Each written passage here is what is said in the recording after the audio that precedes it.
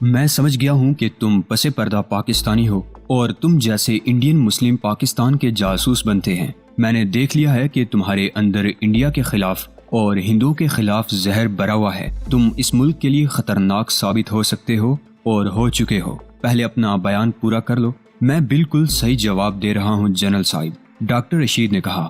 میں کہہ رہا تھا کہ اس نے بے تکلفی سے مجھے بتا دیا کہ وہ پاکستانی ہے اور انڈیا کے لیے جاسوسی اور تخریب کاری کرتا ہے۔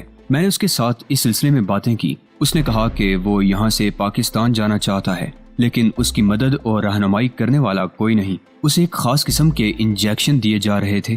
جنرل نے پوچھا، کیا یہ انجیکشن دینا تمہاری ذمہ داری تھی؟ یس سر۔ کیا تم اسے باقاعدگی سے انجیکشن دیتے رہے تھے؟ پہلے 1-2 دن دیے تھے، ڈاکٹر رشید نے جواب دیا۔ پھر ایک روز میں نے اس سے پوچھا کہ اسے نیند کی شکایت ہے یا وہ بے چینی محسوس کر رہا ہے۔ اس نے جواب دیا کہ اسے ایسی کوئی پرابلم نہیں۔ میں نے اسے بتایا کہ پھر وہ یہ انجیکشن نہ لے۔ اس نے وجہ پوچھی تو میں نے اسے بتایا کہ اس انجیکشن کے اثرات کیا ہیں۔ پھر جب اس نے بتایا کہ وہ پاکستانی ہے اور انڈین انٹیلیجنس کا ایجنٹ ہے تو میں سمجھ گیا کہ ان انجیکشنوں کے ذریعے اس کی برین واشنگ کی جا رہی ہے اور اسے یہاں اور زیادہ ٹریننگ دے کر پاکستان بھیجا جائے گا۔ میں جس کام کی تنخواہ لیتا ہوں مجھے وہ کام کرنا چاہیے تھا۔ اگر میں نہیں کرتا تو یہ بددیانتی ہے، لیکن میری 2 حیثیتیں اور بھی ہیں اور میرے اندر ضمیر بھی ہے۔ میری ایک حیثیت تو یہ ہے کہ میں ڈاکٹر ہوں اور دوسری حیثیت یہ کہ میں مسلمان ہوں۔ ڈاکٹر کی حیثیت سے میں دیکھ رہا ہوں کہ ایک آدمی کی شخصیت تبدیل کی جا رہی ہے،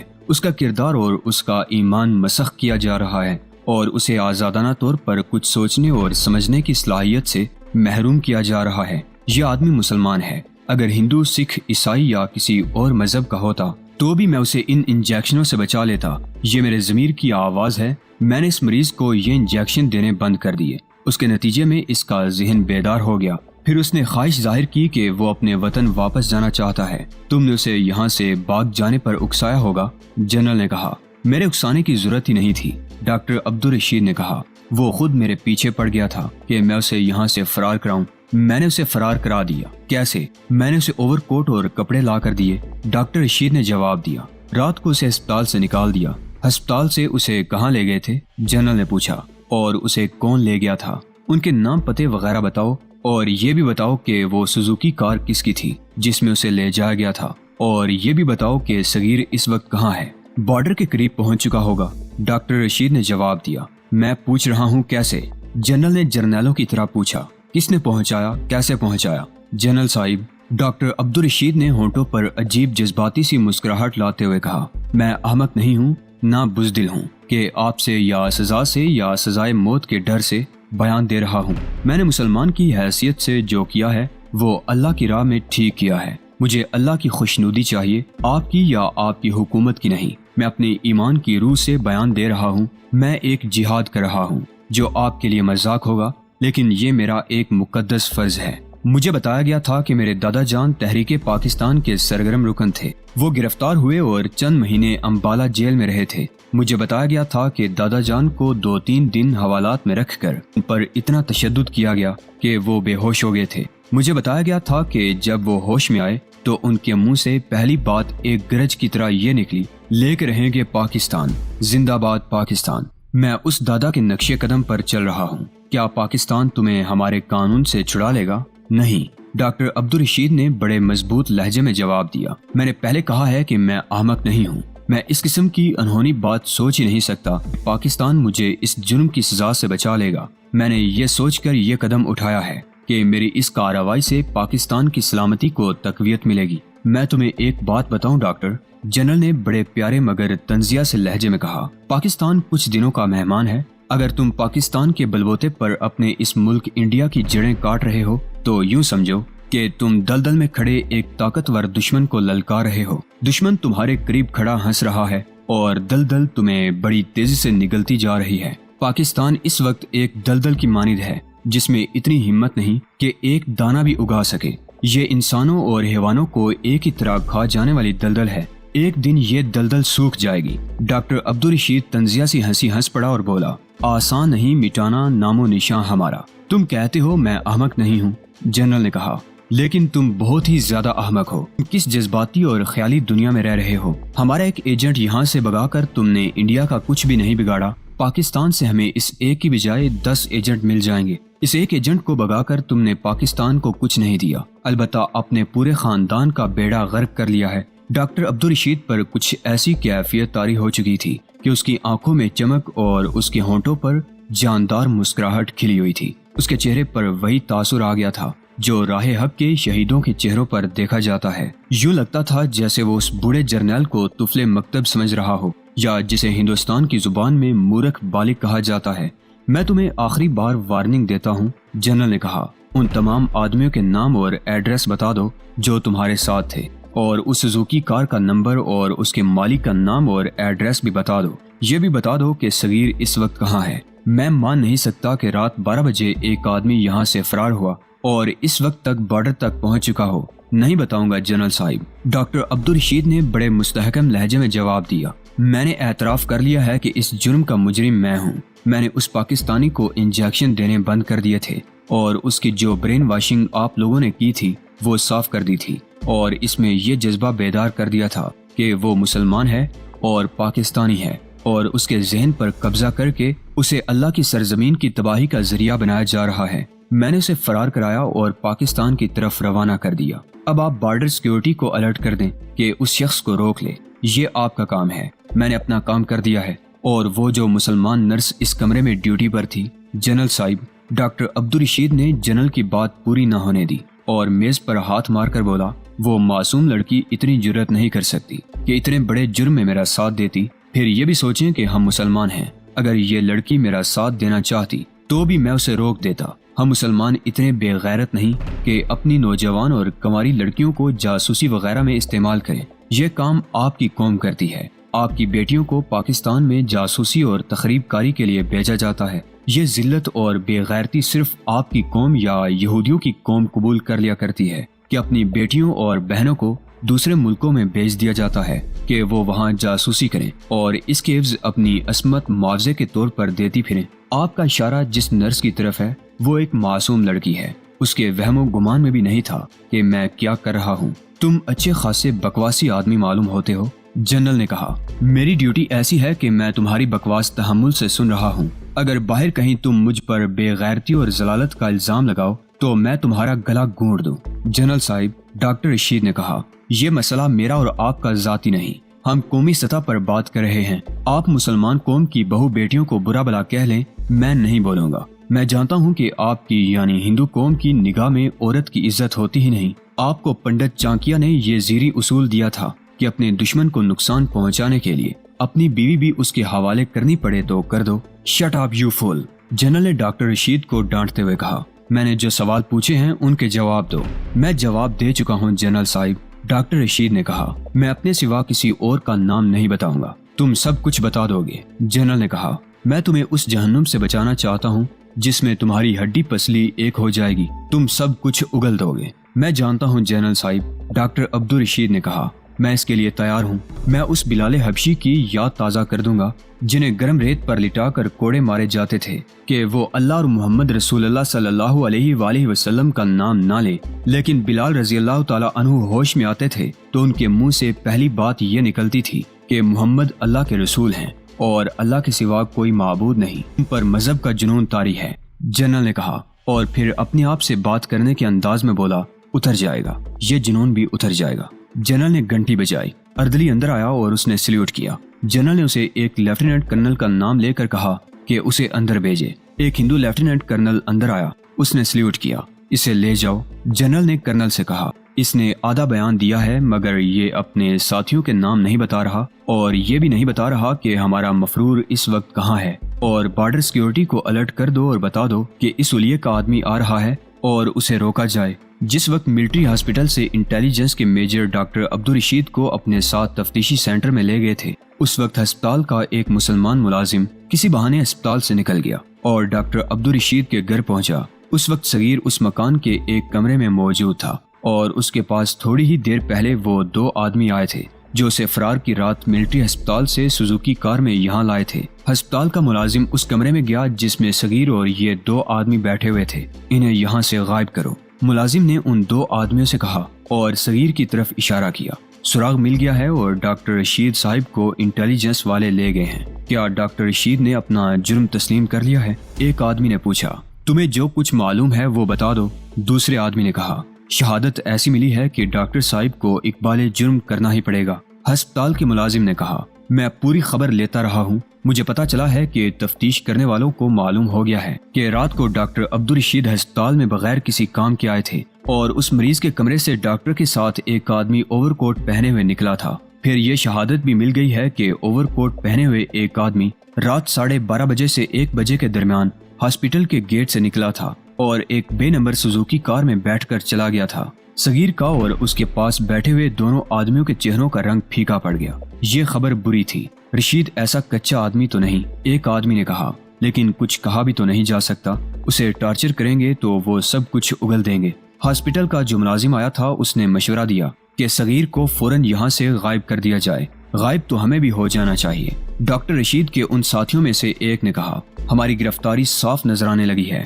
نہیں، صغیر بول پڑا، ہو سکتا ہے ڈاکٹر رشید صاحب آپ کی نشاندہی نہ کریں۔ اگر انہوں نے اقبال جرم کر لیا ہے اور آپ کی نشاندہی نہیں کی اور آپ اگر غائب ہو گئے تو آپ پر شک کیا جائے گا۔ آپ یہیں رہیں، بھاگ کر جائیں گے بھی کہاں؟ اگر بھاگ جائیں گے تو آپ کے گھر کے بچے کو پریشان کیا جائے گا۔ مجھے افسوس ہے کہ میری وجہ سے آپ سب لوگ مصیبت میں گرفتار ہوئے۔ ایسی بات نہ کہیں صغیر صاحب، ایک آدمی نے کہا، ایسے کام خطرے مول لے کر ہی کیے جاتے ہیں۔ ہم نے ڈاکہ تو نہیں ڈالا، نہ کسی عورت کو اغوا کیا ہے۔ اب جو ہوگا دیکھا جائے گا، آنے دو جس مصیبت کو آنا ہے۔ آپ نے ٹھیک مشورہ دیا ہے کہ ہمیں غائب نہیں ہونا چاہیے، ورنہ ہمارے گھر والوں پر مصیبت کے پہاڑ ٹوٹ پڑیں گے اور گھر کی مستورات کو بھی ذلیل و خوار کیا جائے گا۔ یہ ہم جانتے ہیں کہ اب کسی بھی لمحے اس گھر کی تلاشی ہوگی۔ باتوں کا وقت نہیں تھا، سورج غروب ہونے کو تھا۔ ان لوگوں نے ہر قسم کی صورتحال کا مقابلہ کرنے کے لیے انتظام کر رکھا تھا۔ انہوں نے ڈاکٹر عبدالرشید کے والد صاحب کو کمرے میں بلایا اور انہیں بتایا کہ ان کا یہ کارنامہ کس مرحلے میں داخل ہو گیا ہے۔ ڈاکٹر رشید کے بوڑھے باپ کے چہرے پر مردنی سی چھا گئی۔ انڈیا میں مسلمانوں کے ساتھ جو سلوک ہو رہا تھا اس سے وہ بے خبر نہیں تھا۔ وہاں تو بہانہ تراش کر مسلمانوں کو پریشان اور ذلیل کیا جاتا تھا۔ اب تو ان کو ایک معقول بہانہ مل گیا تھا۔ ڈاکٹر عبدالرشید کے متعلق باپ زیادہ پریشان ہوا، ایک اس لیے کہ وہ پکڑا گیا تھا اور دوسرے اس لیے کہ انہوں نے اس بیٹے پر بہت زیادہ خرچ کر کے اسے ڈاکٹر بنایا تھا۔ وہ اس کا بڑا ہی قیمتی بیٹا تھا۔ اس کی ابھی شادی بھی نہیں ہوئی تھی، 1-2 مہینوں بعد خالدہ کے ساتھ اس کی شادی ہونے والی تھی۔ یہ سب کچھ سوچ کر باپ کا چہرہ مرجھا گیا، لیکن کچھ ہی دم بعد اس کی جھکی ہوئی کمر سیدھی ہو گئی اور سر اونچا ہو گیا۔ اللہ مالک ہے، باپ نے کہا، ہم جو کچھ کر رہے ہیں وہ اللہ کی خوشنودی اور پاکستان کی سلامتی کے لیے کر رہے ہیں۔ اب بتاؤ کیا کرنا ہے؟ صغیر صاحب کو دوسری جگہ شفٹ کرنا ہے۔ باپ کو جواب ملا، ہم نے دوسری جگہ تیار کر رکھی ہے، انہیں یہاں سے فوراً نکالنا ہے۔ کہیں ایسا نہ ہو کہ انٹیلیجنس والے یا پولیس والے فوراً یہاں آ جائیں اور چھاپا ماریں۔ فوراً نہیں، ڈاکٹر رشید کے باپ نے کہا، اگر صغیر صاحب کو اس وقت گھر سے نکالا گیا تو گلی میں کوئی دیکھ لے گا۔ یہ کام رات کو کرنے والا ہے، اتنا وقت نہیں۔ ایک آدمی نے کہا، ہم نے پہلے اس صورتحال سے نمٹنے کی اسکیم بنائی تھی، ہم اس پر عمل کریں گے۔ صغیر کو اٹھایا گیا اور اوور کوٹ پہنانے کی بجائے ایک بڑا اچھا کمبل اسے دیا گیا جو اس نے بڑے اچھے طریقے سے اوڑھ لیا۔ اس کے سر پر جناح کیپ رکھی گئی اور اوور کوٹ لپیٹ کر ساتھ رکھ لیا گیا۔ اسے اندر صحن میں لے گئے، وہاں سے سیڑھیوں کے ذریعے چھت پر گئے۔ ساتھ والا مکان بھی ایک مسلمان کا تھا۔ دونوں مکانوں کی چھتوں کے درمیان فصیل تھی۔ ڈاکٹر رشید کے باپ کے ساتھ جو باتیں ہوئی تھیں وہ ذرا لمبی تھی۔ اس دوران سورج غروب ہو چکا تھا۔ اندھیرا زیادہ گہرا تو نہیں ہوا تھا، لیکن اتنا گہرا ہو گیا تھا کہ کچھ دور سے اچھی طرح دیکھنا آسان نہیں رہا تھا۔ صغیر کو پہلے بتا دیا گیا تھا کہ شفٹ کس طرح ہونا ہے۔ چھت پر جا کر صغیر نے فصیل پھاندی اور ساتھ والے کمرے کی چھت پر چلا گیا۔ وہ اکیلا تھا۔ ایک آدمی ساتھ والے کمرے کے مالک کو بتانے چلا گیا تھا کہ صغیر آ رہا ہے۔ صغیر چھت پر چلا تو اسے سیڑھیاں نظر آ گئیں۔ وہ ان سیڑھیوں سے اتر گیا۔ سیڑھیوں میں اس گھر کا ایک آدمی اور ایک آدمی جسے صغیر جانتا تھا اس کے استقبال کے لیے کھڑے تھے۔ اس گھر میں صغیر کو بٹھایا نہیں گیا۔ چند منٹ وہ صحن میں ہی کھڑے رہے اور صغیر کو بتایا گیا کہ اسے اب کہاں لے جایا جائے گا۔ اس گھر کا آدمی باہر نکلا اور اس کے پیچھے صغیر نکلا۔ دونوں اکٹھے ایک طرف چل پڑے۔ اب اگر کسی نے صغیر کو اس گھر سے نکلتے دیکھا بھی تھا تو یہ کوئی خطرے والی بات نہیں تھی۔ اگر صغیر ڈاکٹر کے گھر سے نکلتے دیکھ لیا جاتا تو دیکھنے والا یہ گواہی دے سکتا تھا کہ فلاں وقت اس گھر سے ایک اجنبی نکلا تھا۔ صغیر اس آدمی کے ساتھ آہستہ آہستہ چلتا گیا۔ وہ گلی کی نکڑ سے مڑے اور چند گھر آگے جا کر ایک معمولی سے مکان میں داخل ہو گئے۔ اب آپ کے کچھ دن یہاں گزریں گے۔ उस आदमी ने सगीर से कहा, ये हमारे एक गरीब से दोस्त का घर है। इस घर पर किसी को शुबा नहीं हो सकता कि इस घर के आदमी इतना बड़ा जुर्म करने की जुर्रत रखते हैं। इस घर में 2 भाई इकट्ठे रहते थे। एक भाई शादीशुदा और 2 बच्चों का बाप था और दूसरा कॉलेज में 4th ईयर में पढ़ रहा था। बड़ा भाई एक सरकारी दफ्तर में अकाउंटेंट था। छोटा भाई पढ़ता भी था और ट्यूशन भी पढ़ाता और अपनी तालीम के अखराजात पूरे करता था। उनके वालिदैन फौत हो चुके थे। ये घराना तंग दस्त तो नहीं था, लेकिन 2 वक्त की रोटी और जरूरियात जिंदगी जरा मुश्किल से ही पूरी होती थी। उन्हें लोअर मिडिल क्लास भी कहा जा सकता था और गरीब भी, लेकिन दीनों ईमान और जज्बे के लिहाज से ये दोनों भाई माला माल थे। उनके इस जज्बे को देखते हुए ही उन्हें एहतमाद में लिया गया था और उन्हें पहले बता दिया गया था कि अगर जरूरत पड़ी तो एक पाकिस्तानी को उनके घर एक आध दिन के लिए छुपाया जाएगा। उन्हें ये भी बताया गया था कि यह आदमी किस नौइयत का है और असल मसला क्या है। दोनों भाइयों ने अपने ताउन का और हर तरह की कुर्बानी देने का वादा खुंदा पेशानी से किया था। सगीर को जब उस घर में दाखिल किया गया, उस वक्त अंधेरा इतना गहरा हो चुका था कि कुछ दूर से नजर नहीं आता था। उस वक्त गली में कोई देखने वाला भी नहीं था। जिस वक्त सगीर को उस घर में छोड़कर डॉक्टर रशीद का साथी बाहर आ रहा था, उस वक्त इंडियन इंटेलिजेंस के 2 अफसर और 2-3 छोटे ओहदों के आदमी डॉक्टर रशीद के दरवाजे पर आन रुके। डॉक्टर अब्दुल रशीद उनके साथ था और उसे हथकड़ी लगी हुई थी, जिसे इंडियन आर्मी के एक बावर्दी नायक ने पकड़ रखा था। बाकी तमाम अफसर और दीगर आदमी प्राइवेट कपड़ों में थे। दरवाजे पर दस्तक दी गई। रशीद के बाप ने दरवाजा खोला। दरवाजा खुलते ही ये तमाम आदमी अंदर चले गए। 2 आदमी सीढ़ियां चढ़ने लगे, बाकी कमरों की तलाशी लेने लगे। घर की औरतों को, जिनमें रशीद की माँ, 2 बहनें और एक भाभी थी, बच्चों समेत अलग खड़ा कर लिया गया। कमरों की तलाशी इस तरह ली गई कि चारपाइयों के नीचे भी देखा, अलमारियां, ट्रंक, अटैची केस और गद्दों रजाइयों वाली पेटी भी खोल कर देखी गई। बावर्ची खाने में भी गए। कूड़े कबाड़ वाले स्टोर में से हर एक चीज उठा कर सहन में फेंकी गई। बैतुल खला और गुसल खाना भी देखा गया। यूं समझे जैसे उस घर की नीचे की मिट्टी ऊपर कर दी गई हो। और इसके बाद घर के अफराद से बड़े तौहीन आमेज तरीके से पूछगछ शुरू हो गई। मस्तूरात बच्चों के साथ एक तरफ खड़ी थी। एक मेजर उनके सामने जा खड़ा हुआ। यहाँ एक आदमी आया था। मेजर ने मस्तूरात से पूछा, आया था या नहीं? चारों मस्तूरात ने सर हिलाकर जवाब दिया कि यहाँ बाहर का कोई आदमी नहीं आया था। आप कब की बात करते हैं? रशीद की माँ ने मेजर से पूछा। गुज़श्ता रात की। मेजर ने कहा, हो सकता है आज सुबह आया हो। ना जी, डॉक्टर रशीद की माँ ने जवाब दिया। आप गुज़श्ता रात और आज सुबह की बात करते हैं। यहाँ तो एक मुद्दत से बाहर का कोई आदमी नहीं आया। ना हमारी कहीं रिश्तेदारी है कि उनमें से कोई आ जाता। ये मामला क्या है? मेरे बेटे को आपने हथकड़ी क्यों लगा रखी है? क्या इसने किसी औरत को अगवा किया है या कहीं डाका डाला है? तुम्हें ये भी पता चल जाएगा। मेजर ने जवाब दिया। मैं जो पूछता हूँ वो बताओ। यहाँ पाकिस्तान का एक आदमी आया था। मेजर डॉक्टर रशीद की बहनों से मुखातिब हुआ। तुम बताओ, सच नहीं बताओगी तो बहुत जलील होगी। दोनों बहनों ने भी माँ वाला जवाब दिया। बच्चे बहुत छोटे थे और ये देख देख कर रो रहे थे कि ये कोई डाकू हैं जो बगैर बताए कमरों में घुस गए हैं और सामान उलट पुलट कर रहे हैं। मेजर ने उनसे भी पूछा कि यहाँ एक आदमी आया था। बच्चों ने और ज्यादा रोना शुरू कर दिया। मस्तूरात को सगीर की मौजूदगी का इल्म था और उन्हें ये भी मालूम था कि सगीर किस किस्म का मेहमान है और यहाँ क्यों लाया गया है। तहरीके पाकिस्तान के दौर में सगीर की माँ की उम्र 16-17 साल थी।